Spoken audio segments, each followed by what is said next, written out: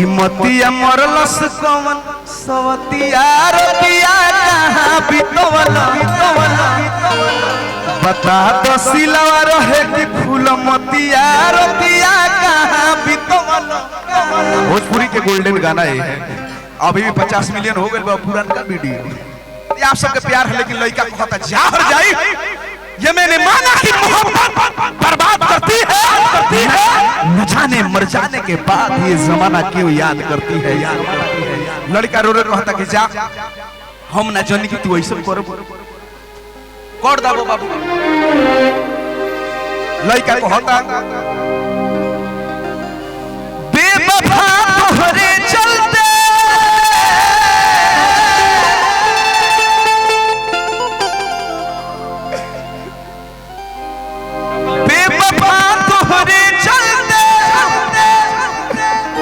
प्यार में बदनाम हो गई कि है, प्यार में बदनाम हो गई झूठ वादा कैलू झूठ के क्रिया कैलू है,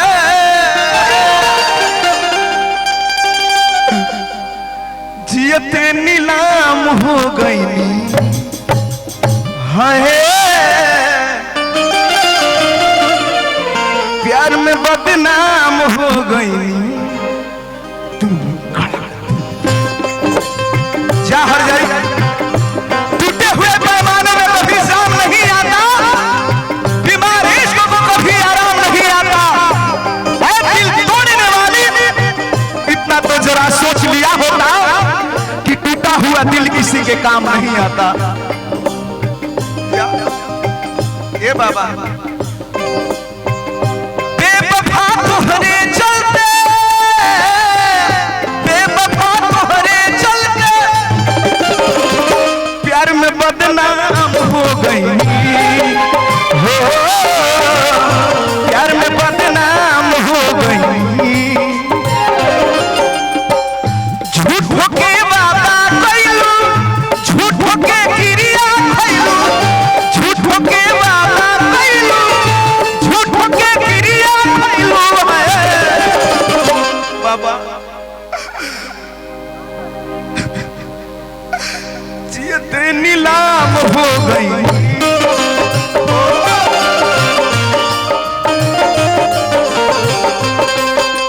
धूम तनना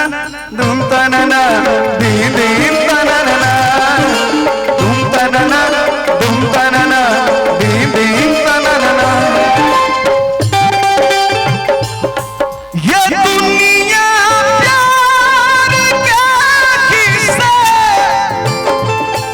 ये दुनिया प्यार का किस्सा मुझे जब भी सुनाती है,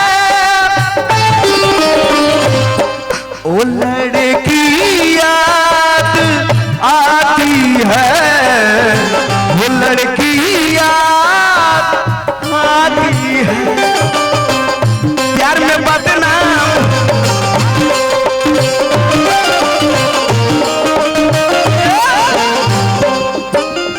विकास भैया, देवेंद्र बाबा, हमरो विधाता तू को दिल बनैते, एगो से धोखा खोइते एगो से जियैते।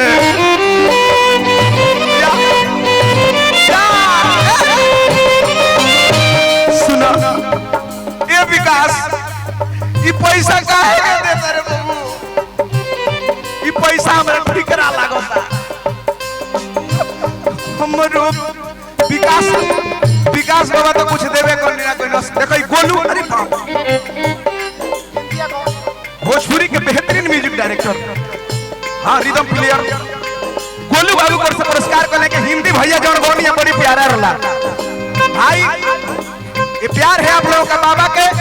फिल्म में वो गाना हमारे बाजल रहे, मैंने उनको सदन चुन लिया, मैं आरा कोठलाली लगोलू बोलिए के बाली नवादा के बथुनी तो कामना जिला के जिलेबी हुए बबुनी।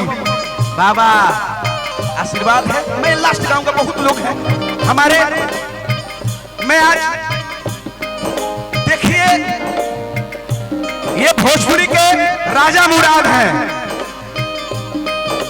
रुकिए रुकिए रुकिए रुकिए रुकिए किशन भैया, दुनिया तो मुझे